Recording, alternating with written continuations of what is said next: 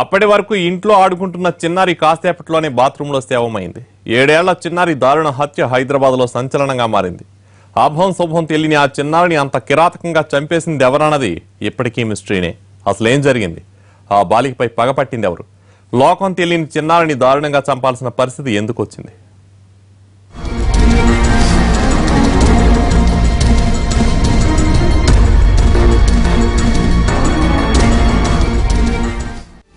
పిన్ని రక్షించు, నన్ను బతికించు, ఇవే ఆ చిన్నారి ఆఖరి మాటలు. మూడో మాట మాట్లాడేలోపే ప్రాణం పోయింది. చంపేశారు. ఎవరో అతి కిరాతకంగా చంపేశారు. మడికట్టు గొంతు కోసేసి దారుణంగా ప్రాణాలు తీసేశారు.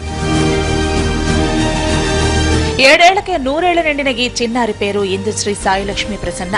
హైదరాబాద్లోని మేడ్చల్లో అతి దారుణంగా హత్యకు గురైంది. కృష్ణా జిల్లా కలిదిండి మండలం కొండూరుకు చెందిన గొర్ల కృష్ణమూర్తి భవానీ దంపతులు బతుకు తెరువు కోసం మేడ్చల్ వచ్చి జీవిస్తున్నారు. కృష్ణమూర్తి కార్ డ్రైవర్, భవానీ ఓ సీడ్స్ కంపెనీలో కూలి. వీరిద్దరు కూతుళ్లే కావ్యశ్రీ, ఇందుశ్రీ. దసరా సెలవులు కావడంతో పిల్లలిద్దరూ ఇంట్లోనే ఉంటూ ఆడుకుంటున్నారు. మధ్యాహ్నం తండ్రి భోజనానికి వచ్చినప్పుడు కూడా ఆడుకుంటూ కనిపించారు. తిన్న తర్వాత కృష్ణమూర్తి బయటకు వెళ్లిపోయాడు. కాసేపటికే ఇందుశ్రీ బాత్రూంలో రక్తపు మడుగులో కనిపించింది. కొన ఊపిరితో ఉన్న చిన్నారిని ఆసుపత్రికి తీసుకువెళ్లేలోపే ప్రాణాలు కోల్పోయింది. పడిపోయినది రక్తం అయితే చేతుల మీద తీసుకొచ్చి అలా తీసుకెళ్లి మా ఇంటికి అక్కాలింటికి తీసుకెళ్ళిపోయి నాకు చేతులు కొల్లాడక అప్పుడు ఊరందరూ జనం అందరూ పోగడిపోయి మా ఇంటికి అక్కల్లో నేను ఇలా పట్టుకుని నా చేతిలోనే పెట్టుకున్నాను. ఎవరు కూడా పట్టుకోవాలి, నా చేతులు ఇలా పట్టుకుని స్వీటీ ఏమైందమ్మా, స్వీటీ ఏమైందంటే హాస్పిటల్ అంటే 2 సార్లు హాస్పిటల్ అంతేనమ్మా. అంత ముందుకు ఎవరన్నా వచ్చారు ఏంటి అనేది కూడా ఏం చెప్పలేదండి. మాట్లాడేదానికి మొత్తం ఇదంతా కట్ చేసి బేగులన్నీ బయట లాగేశారమ్మ నా తల్లికో. బాత్రూమ్ వస్తున్నా, బాత్రూమ్ దగ్గరికి వెళ్ళాడు, గోర్దుంకెవడో వచ్చాడు, నాకు కూడా తెలియదు, వీళ్ళు అంటున్నాడు గోర్దుకొచ్చాడంట వాడు.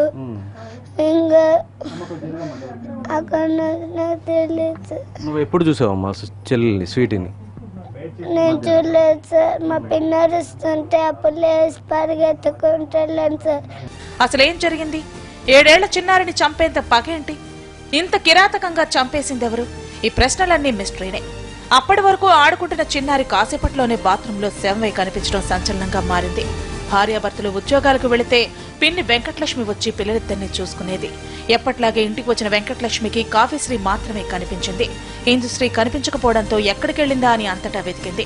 ఇంట్లో, ఇంటి బయట ఎక్కడ పాప కనిపించకపోవడంతో బాత్రూంలో చూసింది. అక్కడ కనిపించిన దృశ్యం చూసి షాక్ అయింది వెంకటలక్ష్మి. రక్తపు మడుగులో కొట్టుమిట్టాడుతోంది ఇందుశ్రీ.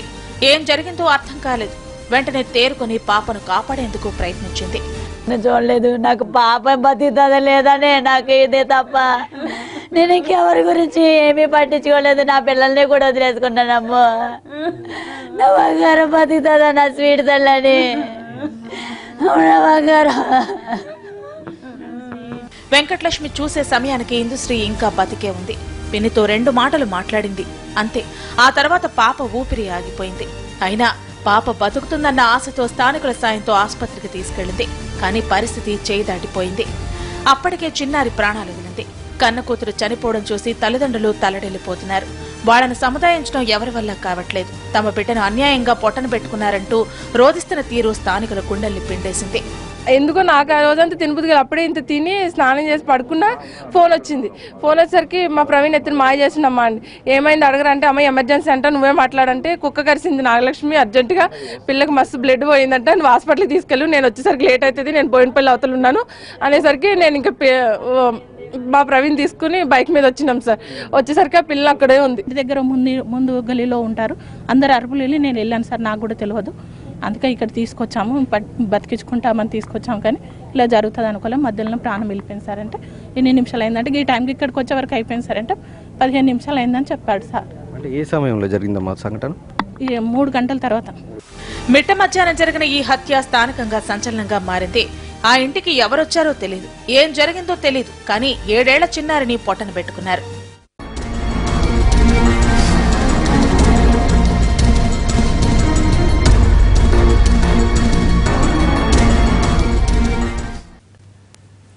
చిరుద్యోగాలు చేసుకుంటూ పిల్లల్ని పోషిస్తున్న ఆ దంపతులకు ఏమిటి విషాదం? లోకం తెలియని చిన్నారి గొంతు కోసి చంపిన రాక్షసులెవరు? ప్రాణాలు తీసేంత తప్పు ఆ పాప ఏం చేసింది? అందరికీ ఇవే సందేహాలు. హత్య జరిగిన తీరు చూస్తుంటే ఇదేదో ఆవేశంలో జరిగిన దారుణం కాదు, పక్కా ప్లాన్ ప్రకారమే మర్డర్ చేశారని అర్థమవుతోంది. అయితే పాపను చంపిన హంతకుడు ఎవరన్నది ఇంకా తేలకపోవడంతో ఈ మర్డర్ కేసు మిస్టరీగా మారింది.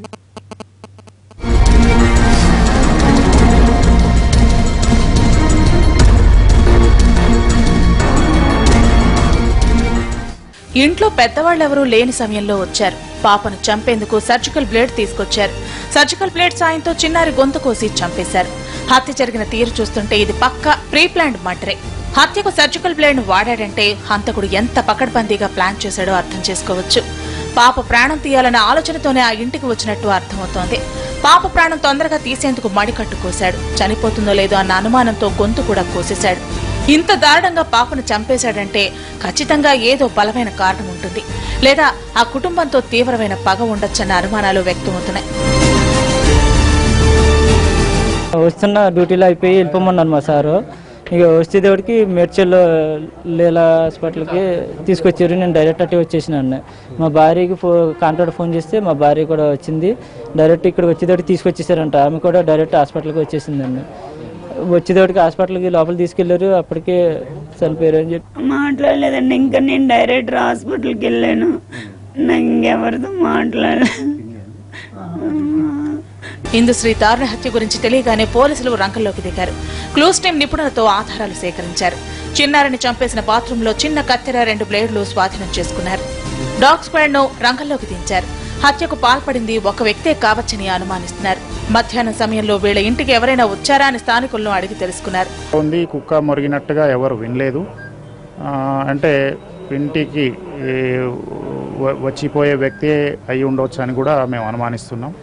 ఆ రకమైన మనుషులు ఎవరున్నారు అనేది మేము పరిశీలిస్తున్నాం. బాలిక తండ్రి తనకు ఎవరి మీద ఎటువంటి అనుమానం లేదు, మరియు ఎవరితో కూడా శత్రుత్వం గానీ గొడవలు గానీ లేవని చెప్తున్నారు. మరోవైపు తల్లిదండ్రులను, కుటుంబీకులను భిన్న కోణాల్లో విచారిస్తున్నారు. కుటుంబ కలహాలు ఏవైనా ఉన్నాయా, వీరికి బంధువులతో కానీ పరిచయస్తులతో ఏవైనా తగాదాలున్నాయా, శత్రువులు ఎవరైనా ఉన్నారా అన్న కోణాల్లో దర్యాప్తు మొదలుపెట్టారు. అయితే కృష్ణమూర్తికి బంధువులతో విభేదాలున్నాయని తెలుస్తోంది. వాళ్లే ఈ హత్య చేశారా అన్న అనుమానాలు వ్యక్తమవుతున్నాయి. సర్జికల్ బ్లేడ్ వాడే నైపుణ్యం ఇందుశ్రీ బంధువుల్లో ఎవరికి ఉందని ఆరా తీశారు. బంధువులను విచారిస్తున్న క్రమంలో చిన్నారి తాతపై అనుమానం వ్యక్తమైంది. అతని చేతివేలకు గాయం ఉండటంతో పాపను చంపే సమయంలో ఈ గాయమైందని అనుమానించారు. ప్రభుత్వాసుపత్రికి తీసుకెళ్లి గాయాన్ని పరీక్షించారు. అయితే తన వేలికి 3 రోజుల ముందే గాయమైందని అతను చెప్పాడు. అయినా పోలీసులు ఇందుశ్రీ తాతను 24 గంటల పాటు పలు కోణాల్లో విచారణ జరిపారు. ఈ విచారణలో పాప హత్యకు సంబంధించిన విషయాలేవి బయటపడకపోవడంతో ఆయన విడిచిపెట్టేశారు. నీళ్ళు కడుక్కుని అక్కడ పోసి ఎంత అన్నం పెట్టుకుని అదే మన బెండకాయని 7 జన పప్పు చారు, చింతపండు చారు ఇంత అన్నం వేసి తినేసి 2 ముద్దలు గావ తినేసి ఆ పళ్ళ ఆడ పెట్టుకుని చేయి కట్టుకుని 2 నిమిషాలు మాట్లాడాను. అమ్మా మీరు బయటికి వెళ్ళారనుకో మీ నాన్నకు ఫోన్ చేస్తా, మీరు బయటికి వెళ్ళు, నేను వెళ్ళను తాత మా నాన్న ఫోన్ చేయకు తాత, నేను వెళ్ళను తాత, ఎక్కడ బయటికి వెళ్తాను, నేను బయటికి వెళ్తాను, నాన్న చెప్పొచ్చు తాత, చెప్పలేదు అలా. అలాగే నేను వెళ్ళి బండి ఎక్కేదాన్ని ఫోన్ చేసేయండి, ఉన్నావా వచ్చేసావా అని. నేను బండి కాడికి వచ్చేసాను, బండి వేసిపోతున్నాను రా అన్న. ఆ తర్వాత నేను మాట్లాడతాను స్పీడ్తో అన్నాడు. ఆడు మాట్లాడాడు. ఇదండి సార్ జరిగింది. ఇంకెంతకు మించి నాకు ఏమీ తెలియదు సార్. ఇందుశ్రీ తాతను పోలీసులు విచారించడంతో ఆయనే ఈ కిరాతకానికి పాల్పడ్డాడేమోనని అంతా అనుకున్నారు. కానీ పోలీసులు ఆయన విడిచిపెట్టడంతో కేసు మిస్టరీగా మారిపోయింది. పాపను చంపిన కిరాతకుడు ఎవరో తేలకపోవడంతో గ్రామస్తుల్లో సైతం భయాందోళనలు వ్యక్తమవుతున్నాయి. భార్యాభర్తల మధ్య గొడవలు ఉన్నట్టు తెలుస్తోంది. అయితే మరీ కన్నబిడ్డను చంపుకునేంత పెద్ద గొడవలేవి కావని అంటున్నారు స్థానికులు. అడగలేదండి నన్ను, నువ్వు భోజనానికి ఇంటికి వెళ్ళావా అన్నారు, వెళ్ళాను అన్నాను అంతే అండి. ఇంకా నన్ను ఇంకా అంతకన్నా మించి ఏం అడగలేదు. లేదు ఆనమాళ్ళు బొనమాళ్ళు అన్నారు, 7 చూసుకున్నారు, 5 చూసుకున్నారు. చేతికి దెబ్బ కూడా తాకిందన్నారు. నా దెబ్బ ఏమో లేదండి, ఇప్పుడు కూడా చూపెడతాను. అది దెబ్బ కాదండి, అదే నోటర్ బ్లేడ్ అని తెలుసు కదండి మీకు. దాంట్లో చెత్త చిక్కడితే లాగితే గుచ్చుకుంది. ఇదిగో ఇదిగండి ఈ చేతికి ఇది దెబ్బ. అదే చూసుకోండి, మీరే చూడండి. అదిగో ఆ దెబ్బనే వాళ్ళు కెమెరా తీసి చేశారు.